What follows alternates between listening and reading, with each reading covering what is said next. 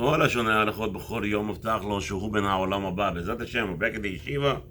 Today is the 8th of the month of Kislev, Tuesday, 3rd day of the week of Parashat Shabbat Vayetze. בעזרת השם, we'll be discussing two mitzvot d'oraita today. Mitzvah number 113, prohibition of eating milk and meat.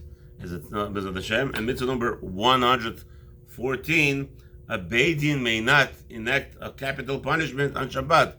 Bezrat Hashem, the mitzvot today that we'll be learning are Mukdash, Leilu Nishmat, all the people who have passed on to this from this world, who have no relatives to say Kaddish on their behalf.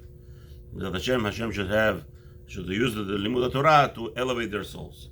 And also, Bezrat Hashem, Ta'atzlacha, and for the Chayalei Amo Israel, and all the captive, all the Shvuim, all the captives of the Jewish kidnapped people. Hashem should help all those people in the jail, all the Jews, wherever they may be, legally, not legally. Hashem should set them free, and they should be elevated and growing into Rabbi Torah. Also, the limud today, the learning today will be Mukdash Lerfua Shlema Lekol Chole Amo Israel. Hashem should forgive us for all our avirot. If you have to understand that we have to be thankful, even though we have the punishment and we're in pain. Hashem should accept the fact that we are in pain and that we are acknowledging that yes, that we accept it because you are merciful, Hashem, and give it to us. But please, maybe it's enough. Maybe it's enough of the suffering. Maybe it's enough. You decide, even though obviously whatever it is, but HaKadosh Baruch Hu, please have Rahmanut on us. Send refuah shlema lekol acholei Amo Israel ובכללם לחיה בת לאה, יוסף חיים בן מפרת, יעקב אסראל, דניאל בן אנג'לה, אסתר בת חוליו, שלום בן רוזה, יונטוב בן רבקה, אמנון בן אסנת, עבדון בן דלהה, רחמים בן פריחה, רפואה שלמם לכל חולי עמו ישראל. Mitzvah number 111. שלא לאכול בשר בחלב ונשתבשל ביחד. We have a prohibition to eating meat and milk together once it was cooked together. שנאמר, as it says in the Torah, chapter 34 in Shmot, פרק, פסוק 26, לא תבשל גדי בחלב אמו. You are prohibited to cooking milk inside the goat. We already explained the goat inside the milk of its mother. And this time, even though we previously discussed where there is prohibition of cooking, today we're actually telling the halacha is there is a prohibition. There's a prohibition of actually eating now, and that's again the Torah repeats it 3 times. The second time it's talking about eating. Okay. וזה הכתוב בא לאסור אכילה והנאה בבשר בחלב, ועל יקשה עליך אם כן למה לא נאמר בפירוש איסורו בלא תאכל והוציאו בלשון ברשול. Now you're gonna ask, I don't understand. If Torah wants me to learn a prohibition of eating of meat and milk, I don't understand. Torah doesn't mince words. Why can't the Torah just tell me I cannot eat meat and milk? Why you have to say it in this language? And the answer is, says the Rabbi, because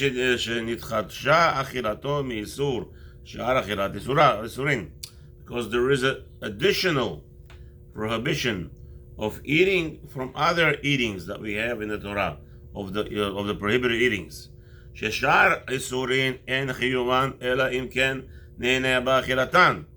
The initial prohibitions in the Torah, like pig, like not kosher fish, or whatever, the non-kosher animals that you want to eat, over there, you have to understand that the whole point, if you are enjoying, is prohibited. And that means if you got an IV, or you got it through different sources, through a hole in the stomach, no problem. וכאן אפילו לא נהנה באכילה מכיוון שבלעו ואפילו יבלענו חם ושורף גרונו בו וכיוצא בזה שאין לו הנאה בו. Here, even if a person, however the consumption is done, he has zero pleasure from it.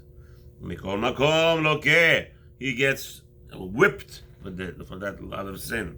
Regardless, כמו שאמרו זיכרונם לברכה בפרק שני בפסחים, as our sages told us, in the chapter 2 in the Mesachtas Pesachim, 25th page, first side, therefore because the Torah wanted you to learn a special thing.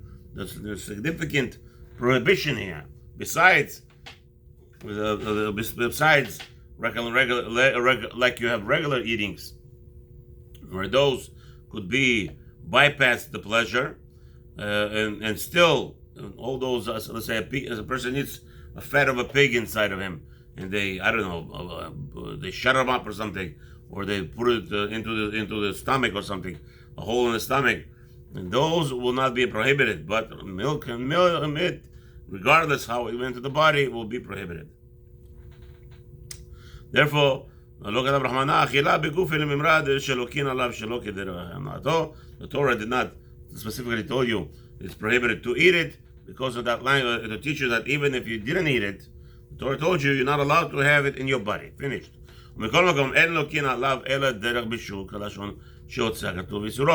Again, the whole point was that when do you get lashed for it though? Only if you cooked it. So for instance, if somebody took meat and grind it together with milk and mixed it to make a patty or something, instead of using water, he used milk. Okay, that would not be asur yet until he cooks it. Once he cooks it, he'll be asur. Say just told us in Masechet Chulin, page 115, second side,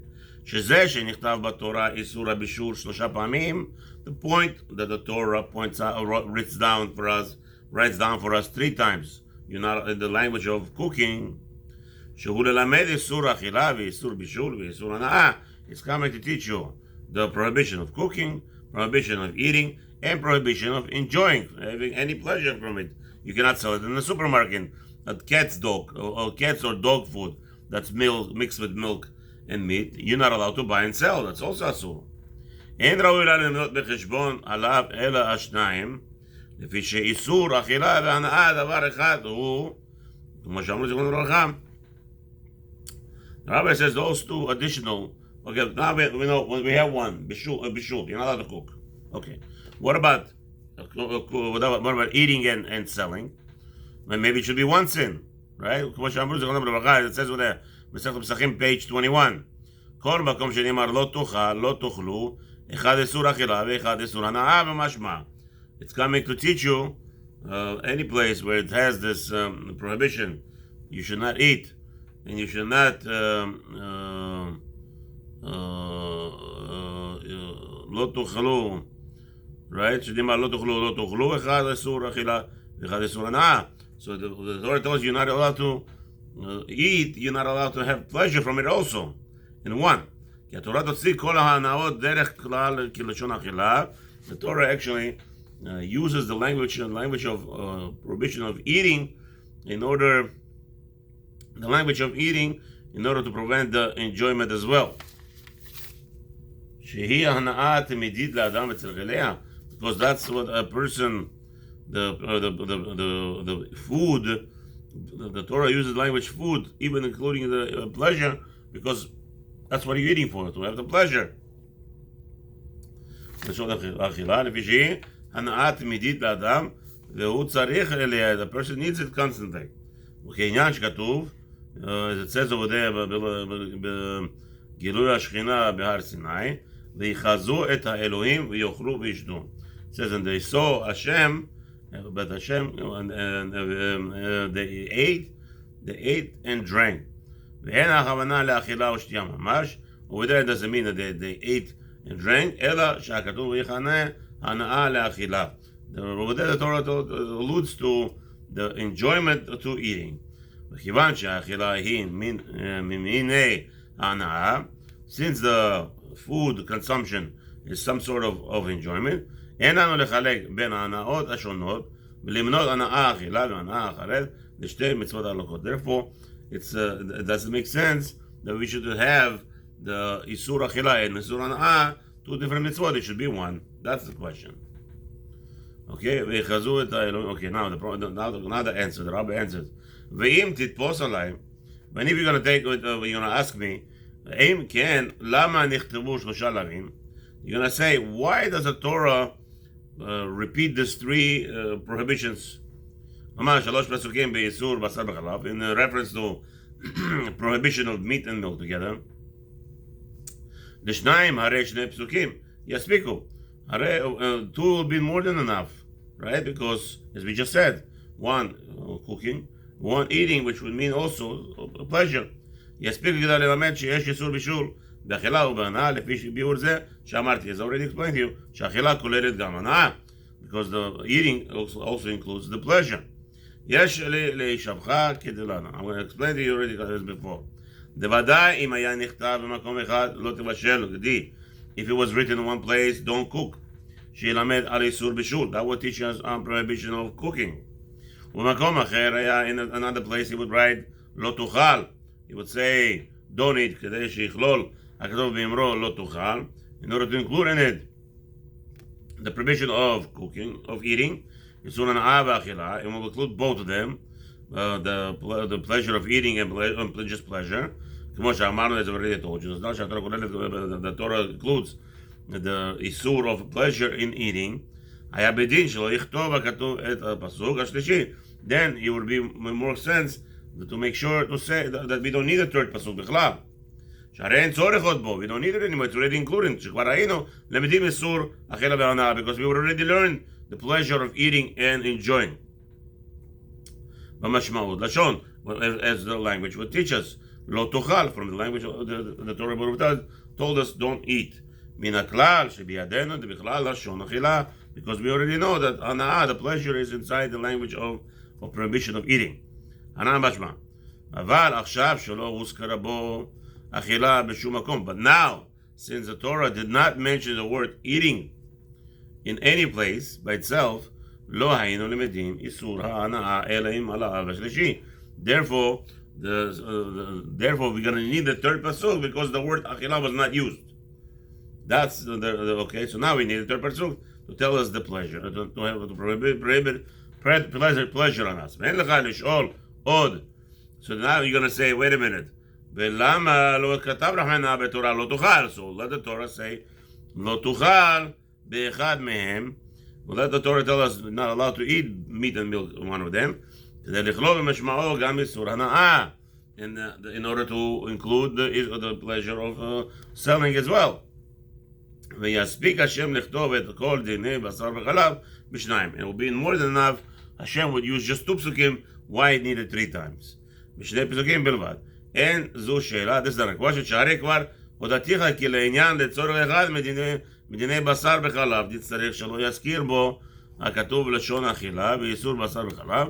It's already explained to you that we don't need to, והוא מפני שבקשת התורה נגדנו שהחיוב של עונש מלכות שיש בו באכילה בשר בחלב הוא אפילו באכילה שלא כדרנתו כגון שאכלו כשהוא חם עד שנחווה בו גורנו.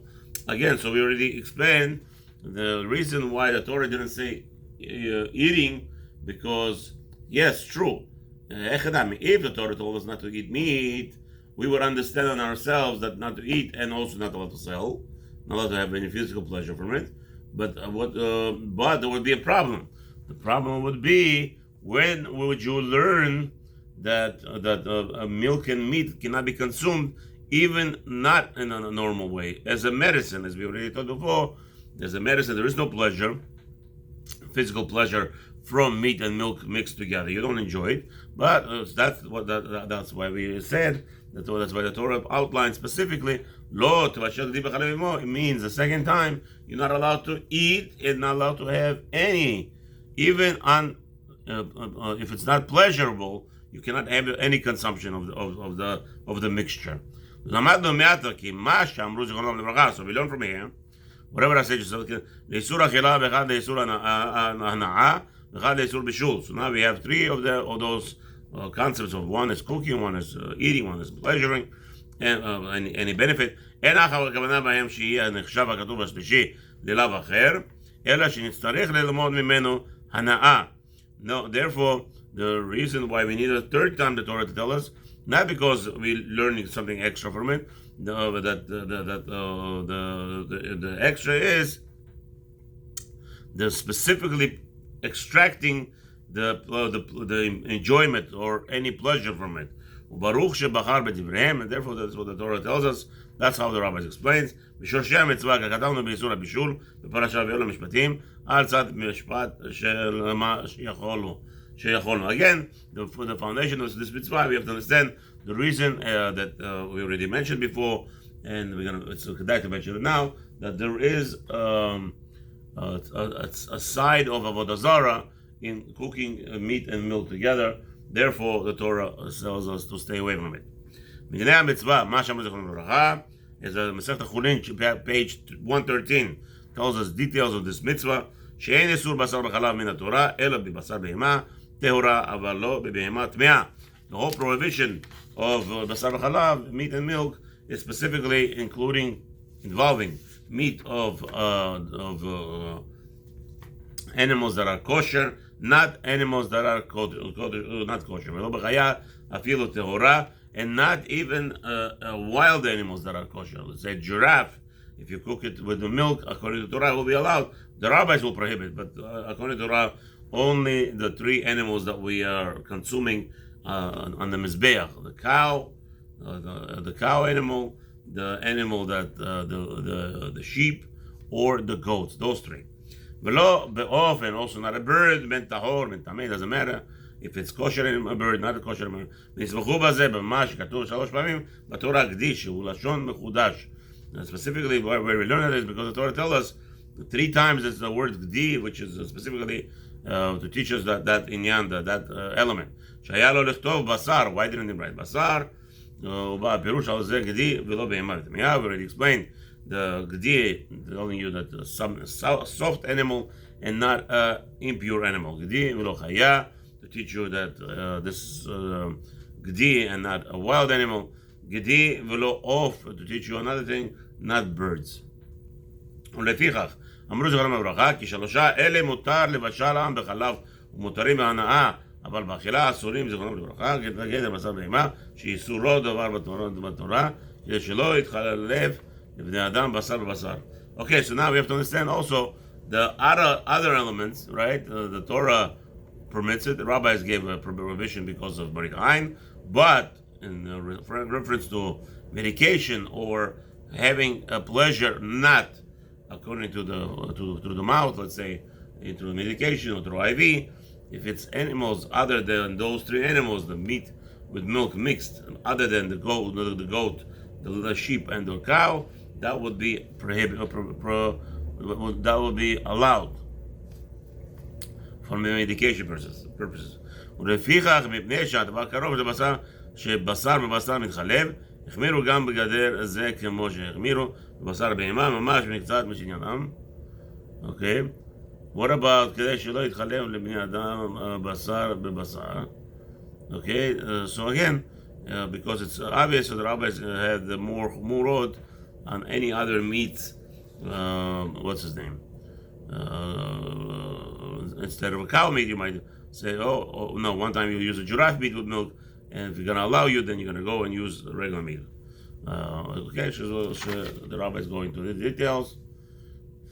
ועוד החמירו בעניין זה שאמרו גם כן שיש איסור מחודש בו יותר משאר איסורי מאכילתו, לפי קצת מן הפירושים שבעניין הבשר וחלב, אם נתערב חלב עם הבשר ואין חתיכת בשר שנתערב בו 60 כנגד החלב, אנו רואים שניהם כחתיכת האיסור, ואם נפלה אותה חתיכה בגדרה הבשר או בגדרה החלב, משערים בכולם. זה אמרו זכרונם לברכה, חתיכה עצמה נעשית גם נבלה. Okay, there's a lot of rules in reference to what happens if the improper mixture falls down into a cooking dish. Such mixture, what do you do? בשר וחלב אסור כאפר כל איסורי הנאה. Yeah, the rabbi says even more. The ash of this mixture, meat and milk together, would also be prohibited, like any other prohibited aspect. שטוענים קבורה, they must be buried. Again, it cannot be mixed with anything else. גם כן, שלא אסרה תורה בשר וחלב, אלא בחלב של בהמה חיה, אבל בחלב המתה אינו נאסר. רק חל מותר מן התורה.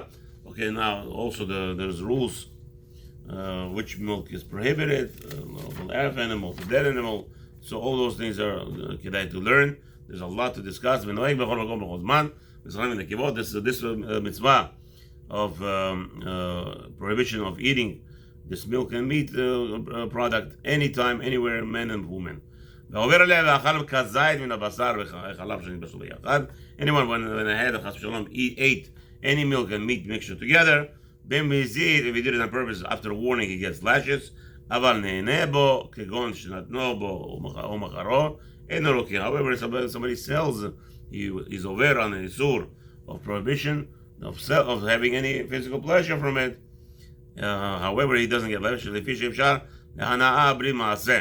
because there's no real actual action here in the selling it. That's not real action. And there's no action. Since there's no deed, therefore he doesn't get lashed. Now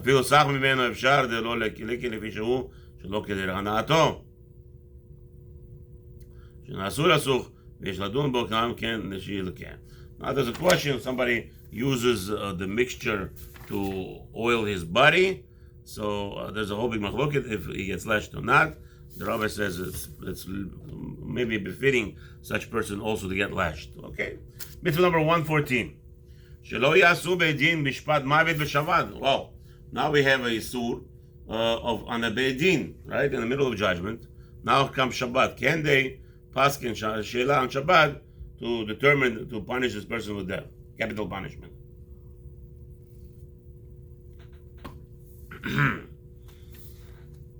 So the Torah tells us like this: Vayakel Moshe yesh ba mitzvah lo ta'aseh achad.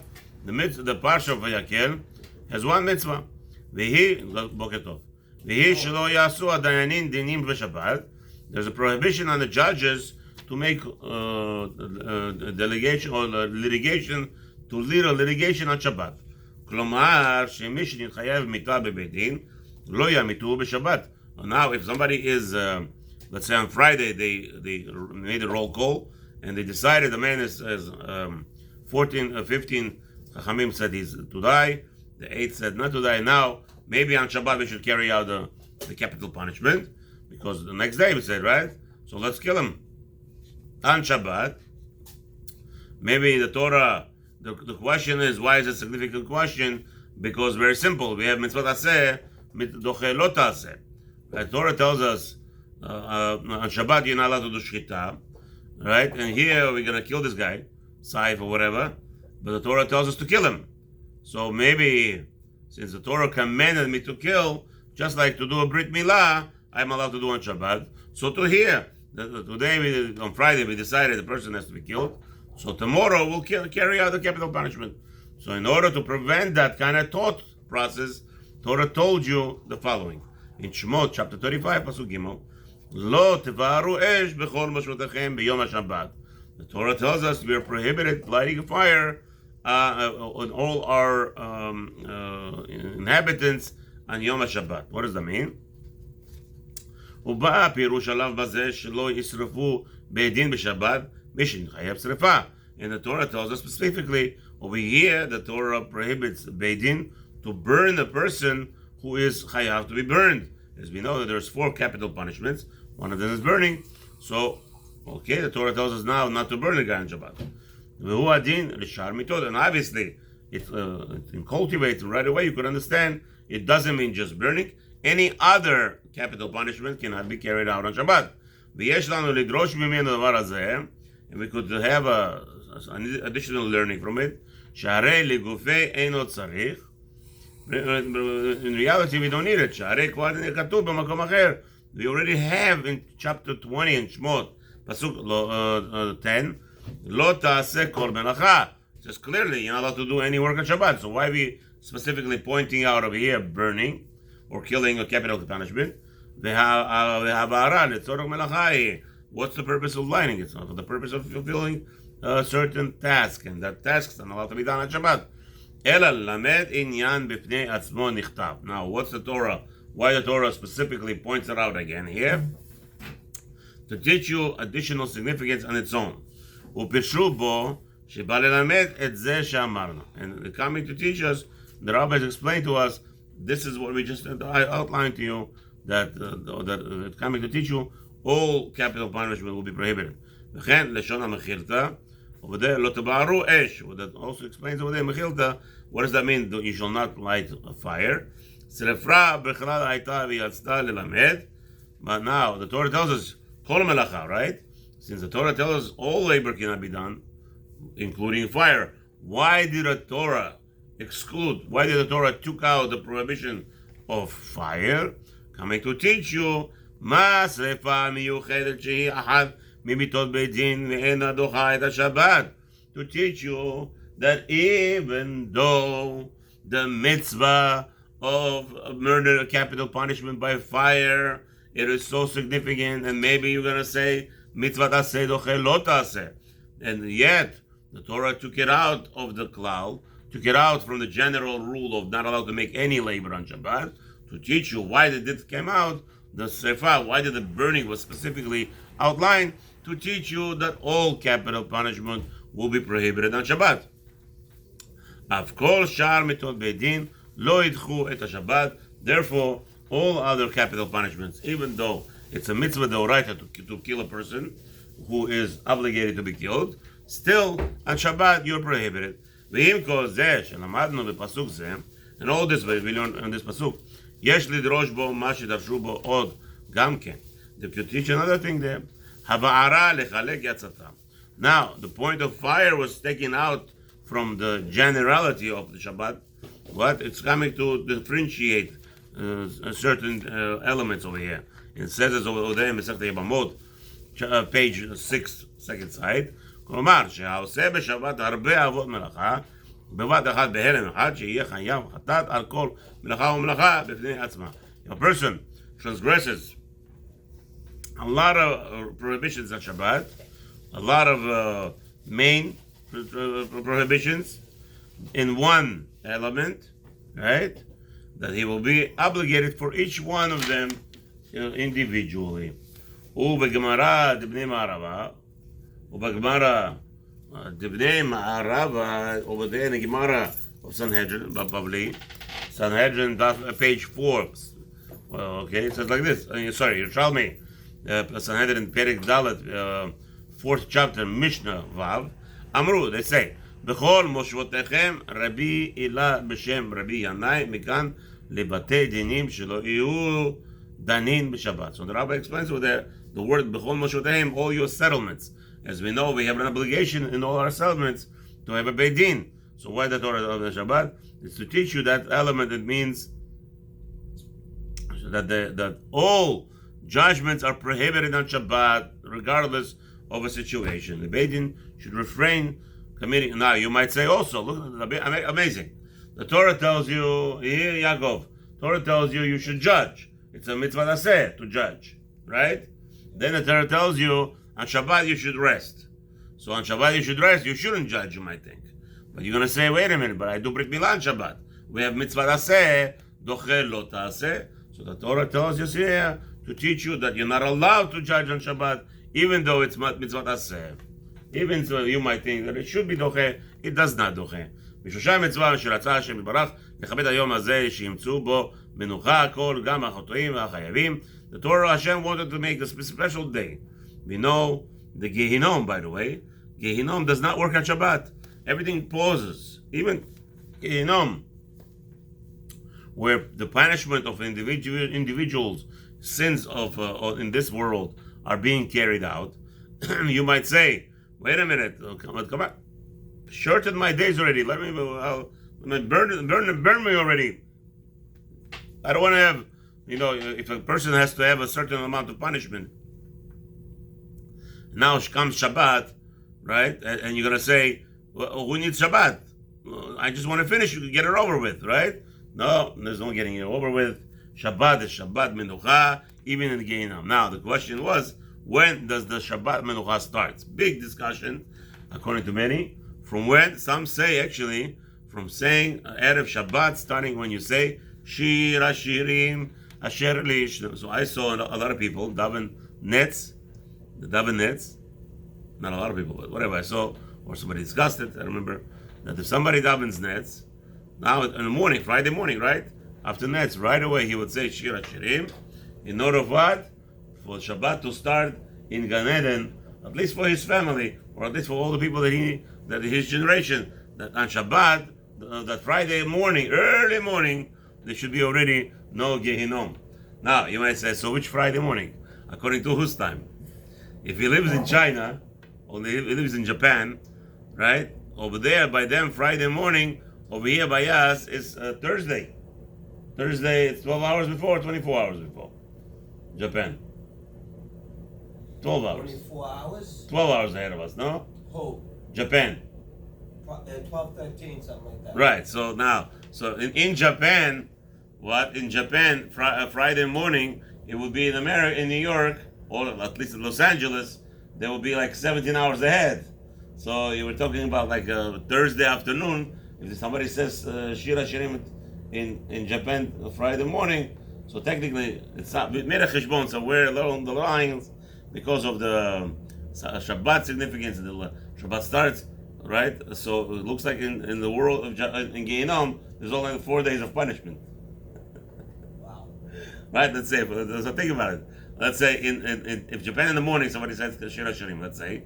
So it's like here 7. It's like Thursday at Thursday 8 o'clock, 3 o'clock in the morning, right? So from Thursday 3 o'clock in the morning, and there is no half a days. There's no half a days there, right? But let's say so Thursday. Then when Shabbat is over here in California, Shabbat is over in California. In Japan, it's already after. Forward. Well, they're forward, right? So it's 3 days. California, the backwards. No. Thursday, Friday, Saturday, and Sunday. 4 days. There's no Gehinam. No Gehinam. Because Shabbat, of the fixture. But there's no Gehinam Saturday on Shabbat. Again, so which Shabbat does the Torah? Again, if you calculate according to what I just told you, there's no Shabbat almost. There's only like 3 days a week in Gan Eden. Because if they're going by our time. Okay. You go by our time. So if understand, in Japan, say Netz is 6 o'clock. The guy davens Netz says Shira Shirim, 6 o'clock. So go back now, according to California, he's 17, 18 hours back, right? So it's 12 o'clock in the afternoon Thursday there. It's 12 o'clock Thursday in California. So now, from 12 o'clock in California on Thursday, there is no Chilul Shabbat. There's no, the Gan Eden is closed.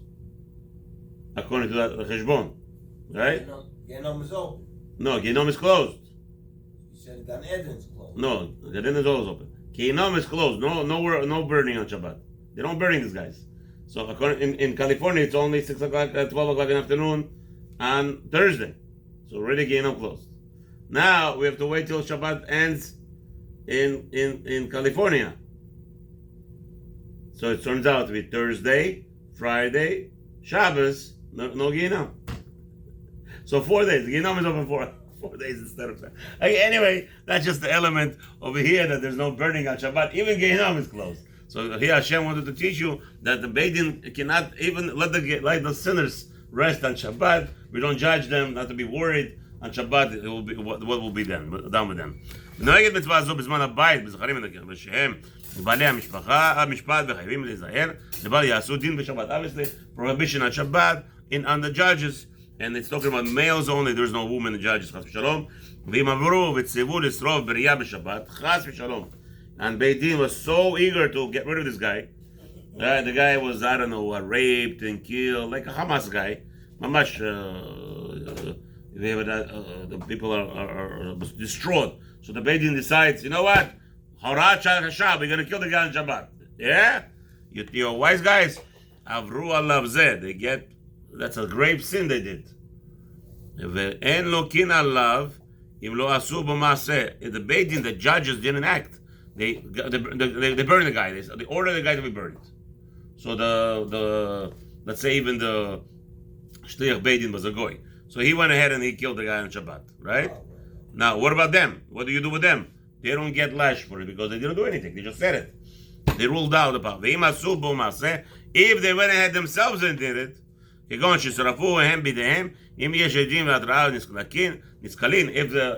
somebody tells them, rabbis, okay, relax a little bit.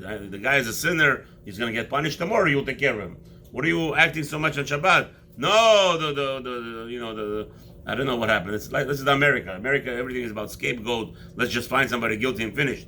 Chas v'shalom, a Jewish Beit Din doesn't work like that. But let's say these guys did it, and we give them a warning, they will get killed for murdering somebody on Shabbat. Yeah, what's going on here? But let's say they use the goy. A messenger, like we have many Beit Dins in New York, use Italian guys, go teach the guy a lesson to give a girl a get or something. Okay, so they use the goy. So if they use the goy, if they did it on mistakes, they get the sin over. They bring it. Now, however, the very important rule over here is that they don't get killed if they send the messenger, because again, there is no deed here. But the fact that they ruled against Hashem's Torah, that is not so easy forgivable. Repeat over this Hashem. Have a wonderful day. Talk about it. No. No,